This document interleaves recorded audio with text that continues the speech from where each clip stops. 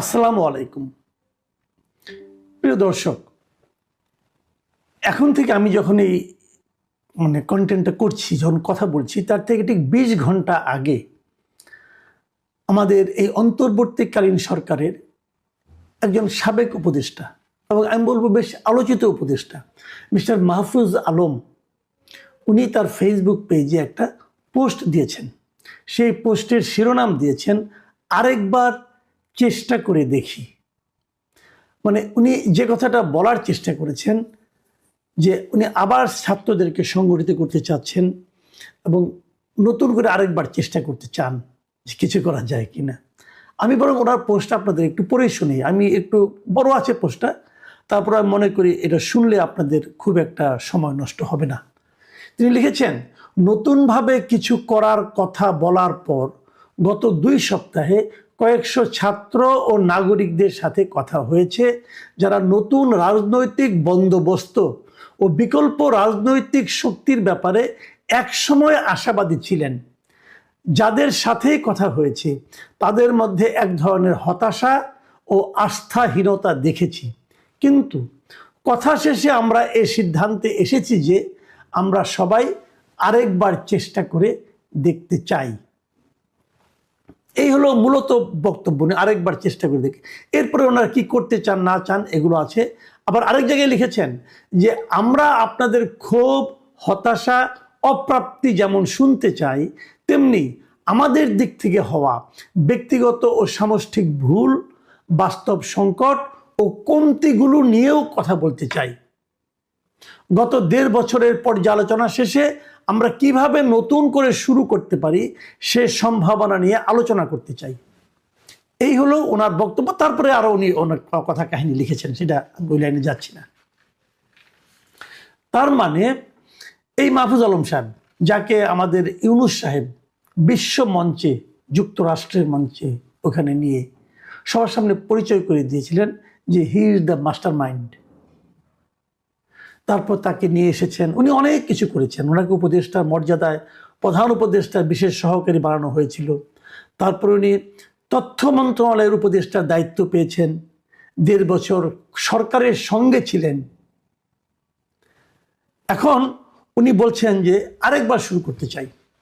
আমি মাহফুজ আলমকে ধন্যবাদ দেব প্রথমত এই কারণে যে উনি বুঝতে পেরেছেন উনি যাদের সঙ্গে কথা বলেছেন তাদের কাছ থেকে উনি এক ধরনের হতাশা ও আস্থাহীনতা দেখেছেন। এই যে তাদের প্রতি একটা হতাশা, একটা আস্থাহীনতা, এটা যে উনি উপলব্ধি করতে পেরেছেন, এই জন্য ওনাকে আমি প্রথমত ধন্যবাদ দিতে চাই। এখন প্রশ্ন হলো, আরেকবার না, এই ভূখণ্ডে এরকম চেষ্টা আরো হয়তো ১০০০-১২ হবে, কোনো সন্দেহ নেই। কিন্তু ওনাদের নিয়ে কেন? এদেশের মানুষ যে হতাশ, এটা কি কারণে হতাশ আপনারা এটা বলুন। আপনারা শুরুতে যে কথাগুলি বলেছিলেন, নতুন রাজনৈতিক বন্দোবস্ত, যে কথা আপনি এখানেও বললেন, আপনারা এই ১.৫ বছরে কি জনগণের কাছে স্পষ্ট করতে পেরেছেন কি আপনাদের নতুন রাজনৈতিক বন্দোবস্ত? পেরেছেন?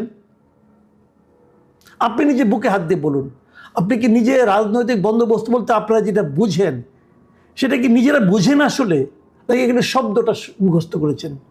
যদি বুঝে থাকেন, একজন লোককে বোঝাতে পেরেছেন আপনাদের নতুন রাজনৈতিক বন্দোবস্তটা কি?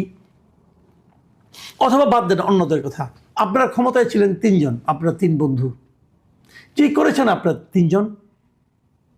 এই ৩ জন আপনাদের কোন কর্মকাণ্ডের মাধ্যমে, কোন আচরণের মাধ্যমে, কোন সিদ্ধান্তের মাধ্যমে? আপনারা কিন্তু রাষ্ট্র ক্ষমতায় ছিলেন, সরকারে ছিলেন, অনেক কিছু করার ক্ষমতা আপনাদের হাতে ছিল। কোন কাজটার মাধ্যমে আপনারা প্রমাণ করতে পেরেছেন যে আপনারা নতুন কিছু করছেন, এমন নতুন কিছু যার দ্বারা এই দেশের মানুষ উপকৃত হতে পারে? আপনারা গড্ডালিকা প্রবাহে গা ভাসিয়েছেন।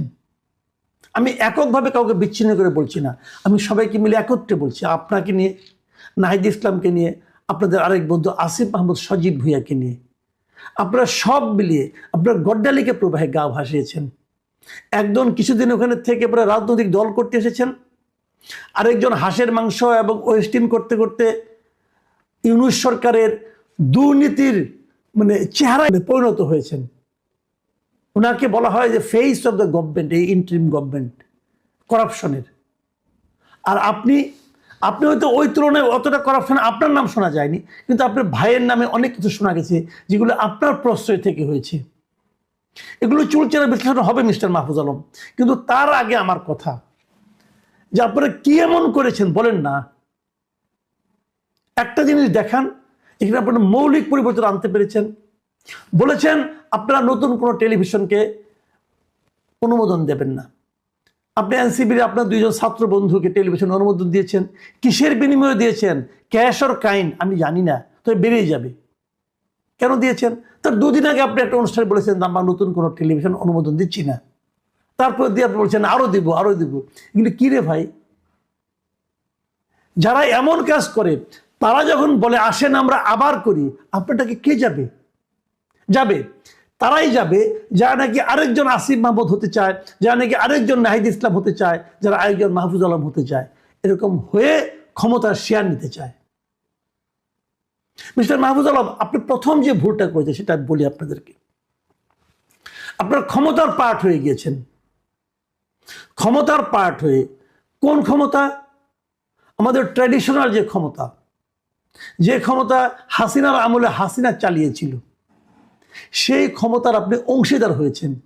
এবং ওই ক্ষমতায় যারা যায় তারা ওখান থেকে লুটপাট করে, আপনারা সে লুটপাটের অংশীদার হয়ে গিয়েছিলেন। আপনি লুটপাট প্রচলিত ক্ষমতার অংশীদার হয়ে সেই রাজনীতিকে, সেই ক্ষমতাকে, ক্ষমতার যে চালিকা শক্তি তাদেরকে আপনি চেঞ্জ করবেন, নতুন বন্দোবস্ত করবেন, এটা হয় না রে ভাই, এটা হয় না। এবং সেটা করতে যে ভুলটা করেছেন সেই ভুল সম্পর্কে আপনার কি কোনো উপলব্ধি আছে, কোনো আত্ম উপলব্ধি আছে? আপনি যখন এই ধরনের একটা আহ্বান করেন, আপনাকে আমি প্রথমে রিকোয়েস্ট করব আপনি প্রথমে আত্মসমালোচনা করেন। আপনি বলেন আপনি কি কি করেছেন, কি কি ভুল করেছেন, কি কি করতে চেয়েছেন কিন্তু পারেননি, সেই তালিকাটাকে জনগণের কাছে দেন। তারপরে আপনি আহ্বান করার দুঃসাহস দেখান। আপনি কি এই দেশের মানুষকে বোঝাই পাইছেন ভাই যে আপনি ডাকলেন আর সঙ্গে সঙ্গে চলে গেল? বোঝাই পাইছেন? এত সহজ না দুনিয়াটা ভাই। আপনারা কিছু একটা করলেন, মাথায় কাঁঠাল ভেঙে খেলেন, আর এই দেশের মানুষ এটা টের পাবে না, এত সহজ? এই জিনিসটা বুঝতে হবে। ক্ষমতার অংশীদার হয়ে ক্ষমতার চরিত্র পরিবর্তন করা যায় না। এবং আপনারা কি করেছেন? আপনারা কিন্তু জাতীয় পর্যায়ে না, আপনারা আন্তর্জাতিক পর্যায়ে ক্ষতি করেছেন। একটা এক্সাম্পল দিয়ে বলি তাহলে। 2 দিন আগে এই নেপালের যিনি অন্তর্বর্তীকালীন সরকারের প্রধান সুশীলা কার্কি, এই কয়েকদিন আগের কথা বলছি, তিনি একটা অনুষ্ঠানে বক্তৃতা দিয়ে যে বলেছেন যে উনি নেপালকে আরেকটা বাংলাদেশ বানাতে চান না। সহজ কথা। এইটা নিউজটার একটা শিরোনাম করেছে ওখানকার একটা পত্রিকার নাম বলে হেডলাইন নেপাল। শিরোনামটা এরকম যে interim prime minister Sushila Karki warns against turning Nepal into Bangladesh.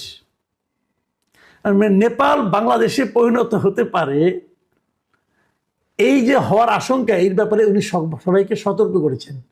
এবং উনি কি বলেছেন ভেতরে? উনি বলেছেন, বড় নিউজ, আমি ছোট করে আপনাদের একটু বলি। উনি বলেছেন যে যেখানেই যাই সবাই খালি সরকারের সমালোচনা করে এবং তারা বলে সরকার কবে দায়িত্ব ছাড়বে, দায়িত্ব ছেড়ে যায় না কেন, অমুক তমুক, এগুলি বলেছেন। বাট উনি ওনার লক্ষ্যে স্থির আছেন, উনি মার্চে নির্বাচন দেবেন। এবং উনি সেখানে এই কথাও বলেছেন যে 20 থেকে 25 জন এই জেন জি, তাদের নাম উল্লেখ করে সংখ্যাটা বলেছেন, যে তারা প্রত্যেকেই তার কাছে যাচ্ছে এবং তারা আলাদা আলাদা কাজ দাবি করছে, যে আমাকে এই কাজ দেন, আমাকে সেই কাজ দেন, আমাকে সেই কাজ দেন। এবং তিনি এই জবাবে বলেছেন যে আমরা নেপালকে বাংলাদেশ হতে দেওয়া রোধ করতে আমরা প্রতিশ্রুতিবদ্ধ।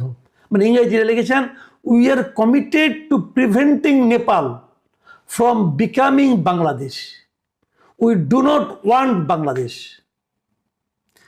বাংলাদেশ এখন আন্তর্জাতিক অঙ্গনে উদাহরণ হয়েছে, মন্দ মন্দ অবস্থার এক্সাম্পল হিসাবে, মন্দ শাসনের এক্সাম্পল হিসাবে এখন বাংলাদেশের নাম নেপালও উল্লেখ করছে।